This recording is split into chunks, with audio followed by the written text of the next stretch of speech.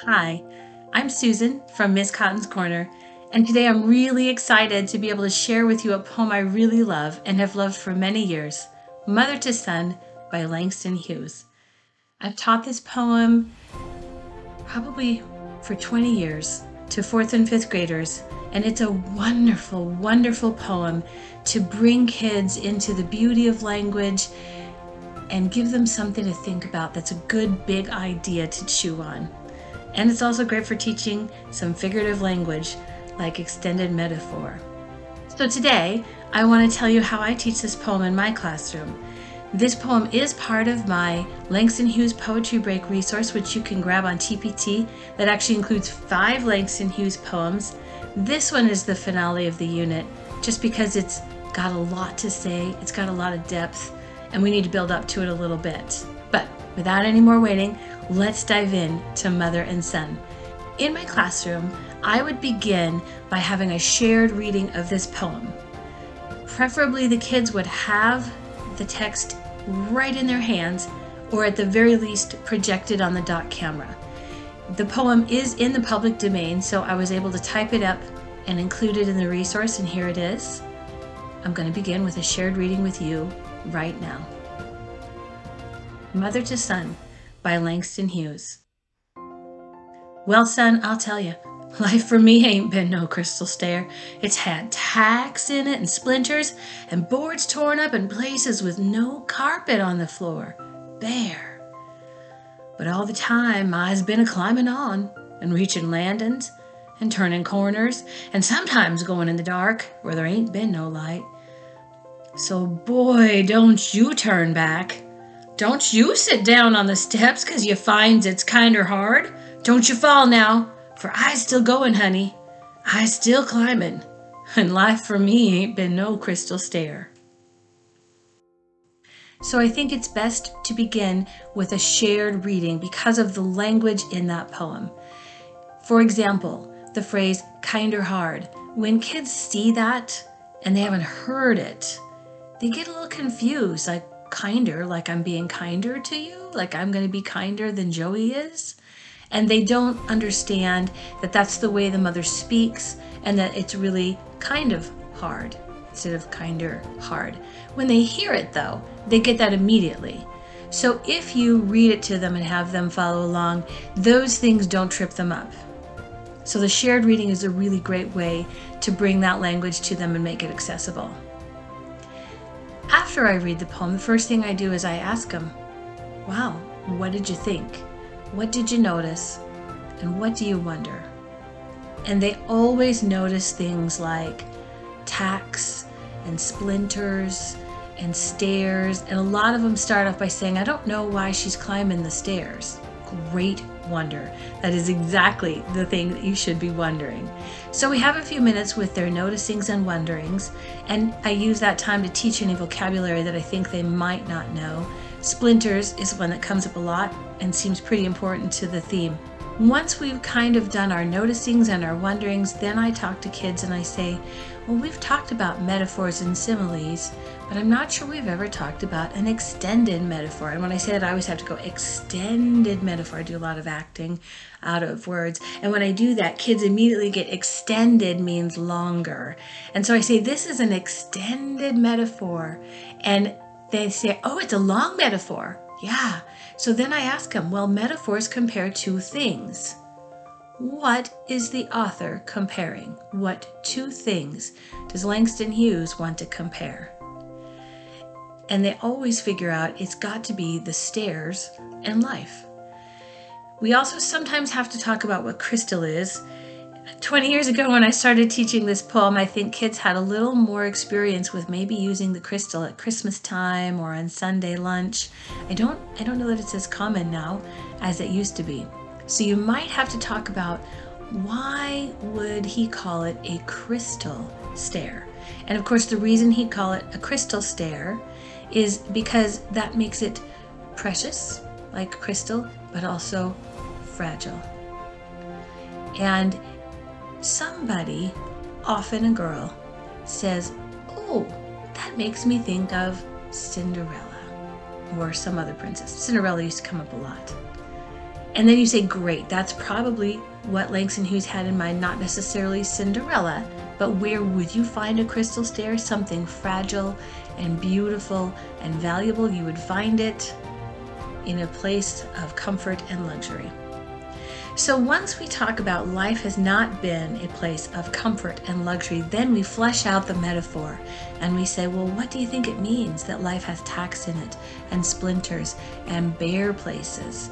And we really get into that metaphor, and then we turn our minds to what could it possibly mean that there are landings and turning corners.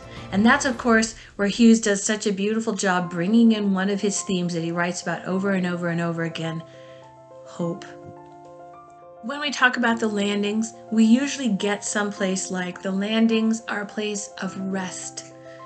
That's a place where the mom can stop climbing for a brief moment, stop fighting so hard, and put down her burden. And when we talk about turning corners, kids instantly get that that means something new, turning a corner, trying something new, a new experience. So we start to move into the hope of the poem. And then I ask him, well, what does the mother want the son to do? Why is she having this conversation with him? And they know she doesn't want him to give up when life is hard. So we have a discussion of the extended metaphor in the poem. And then I always also bring in one other poetic device that's very common in Langston Hughes's poetry, and that is repetition. He brings in that line, well, life for me ain't been no crystal stair, because he really wants the reader to know that's what he's talking about.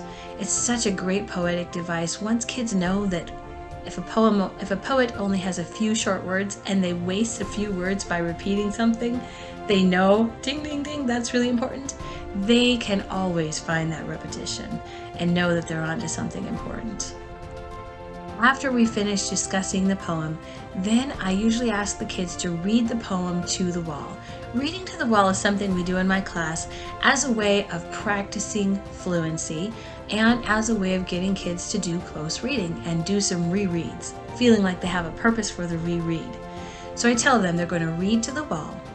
What that means is they literally spread out along the edges, all four edges of my classroom, and sometimes we even have to go down the hall depending on how big my class is.